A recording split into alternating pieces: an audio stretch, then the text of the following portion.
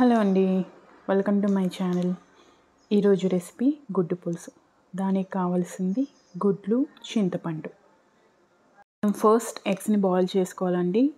వాటితో పాటు చింతపండుని కూడా నానబెట్టుకోవాలి. ఆ తర్వాత మనం ఆయిల్లో ఆనియన్స్ని ఫ్రై చేయాలండి. ఆనియన్స్తో పాటు 2 లవంగాలు కూడా వేసుకోవాలి.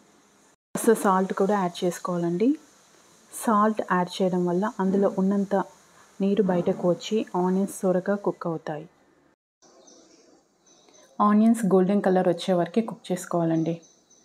ఆ తర్వాత ఆనియన్స్ని మిక్సీ పట్టాలండి. అందులో 4 ఇలాచీ, 1 ఇంచ్ దాల్చిన చెక్క వేసి మిక్సీ పట్టుకోవాలి.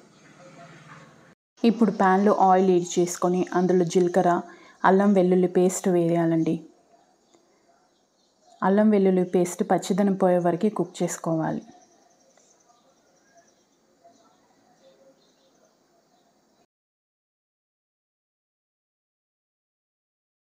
ఆ తర్వాత మెంతి వేసుకోవాలండి. మెంతి ఆప్షనల్. అది కాస్త పచ్చిదనం పోయే వరకు కుక్ చేసుకోవాలి. కాస్త కుక్ అయ్యాక చింతపండు పులుసు పోయాలండి. ఇందులో ఇప్పుడు ఉప్పు, కారం, పసుపు, ధనియాల పొడి, మనం పేస్ట్ చేసి పెట్టుకున్న ఆనియన్ పేస్ట్ ఇందులో వేయాలండి. ఇదంతా మిక్స్ చేసుకోవాలి.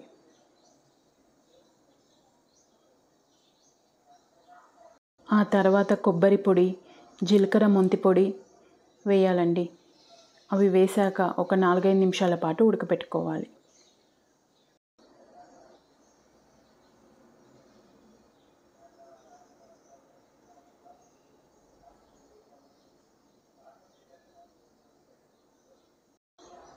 ఇది కాస్త తిక్కగా మంచిగా ఉడకాలండి. పులుసు పచ్చితనం పోయి ఆయిల్ అంతా పైకి వచ్చే వరకు ఆ పులుసును ఉడకబెట్టాలి.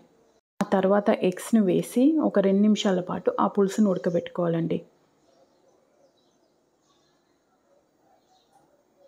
లాస్ట్లో కొత్తిమీర యాడ్ చేసుకొని స్టవ్ ఆఫ్ చేసుకోవాలి. ఇది ముద్దపప్పు, గుడ్డు పులుసు, రైస్ కాంబినేషన్లో చాలా బాగుంటుందండి.